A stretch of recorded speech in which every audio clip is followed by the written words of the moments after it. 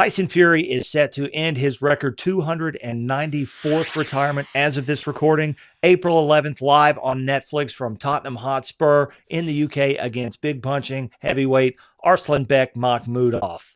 This is a very calculated return to the ring for Tyson Fury. We are not surprised at all. Those of us who follow his career and follow boxing know that every time he says he's retired, he's not actually retired. He is coming off two back-to-back losses against Alexander Usyk.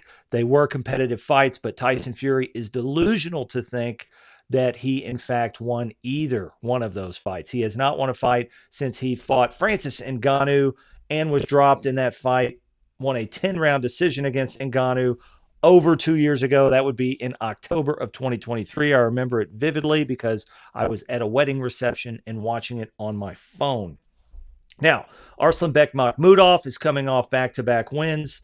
He has beaten David Allen, who is big in the UK. He beat him pretty decisively over 12 rounds, but Allen had his dramatic moments in the fight, and I suspect that is one of the reasons that Arslanbek got this fight. He has shown that he is very hittable in fights against David Allen. Of course, he was knocked out by Ajit Kabayel back in December of 23, and Guido Vianello knocked him out in August of 2024. His last two wins, of course, Allen, and then he beat unknown Ricardo Brown in Quebec City by first-round knockout. Now, Arslanbek was sort of the supposed next big thing, next big boogeyman in the division until he met Ajit Kabayel. He's very, very robotic.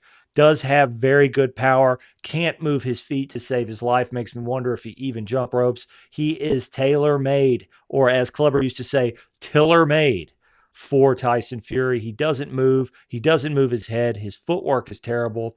Fury could come in there and just box his ears off over 12 rounds and probably stop him. Given the fact that, he has knockout losses to guys like Guido Vianello. And no disrespect to Guido. I really like the guy. I love watching him fight. He's not on Tyson Fury's level. He's not even on an obese Tyson Fury's level. And some of that training video of Fury, it just looked awful.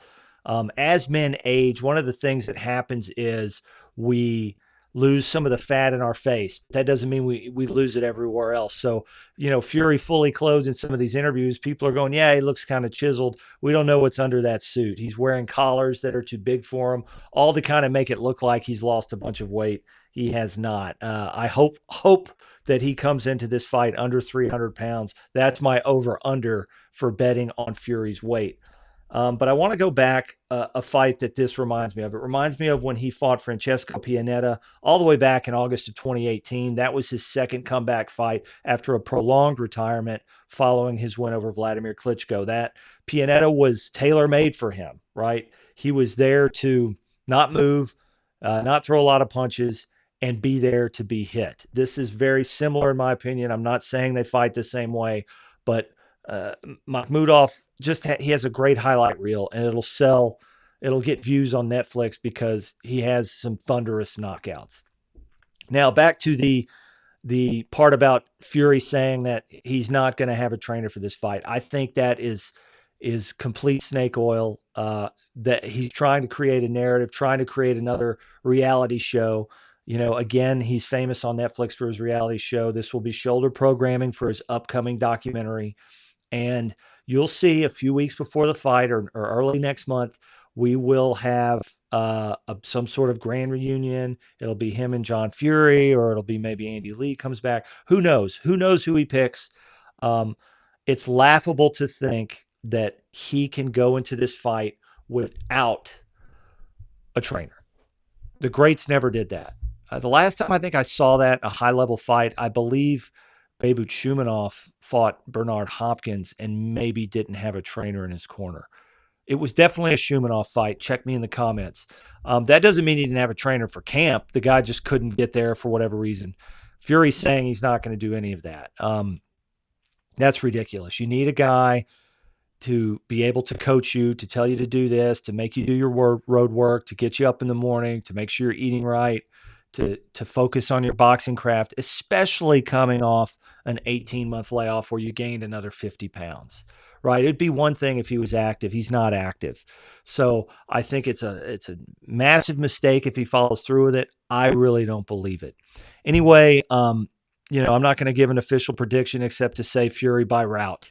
I think he's going to dance around, and he may even stop him late if he gets bored. Let me know what y'all think in the comments. Is this a gamble for Tyson Fury?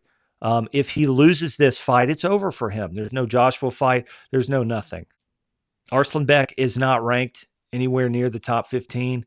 And if he loses to a guy like that, I think we finally can take a Tyson Fury retirement seriously if that happens. Thank you all for watching. Give me a follow on Blue Collar Boxing on X, and I'll see you on the next one.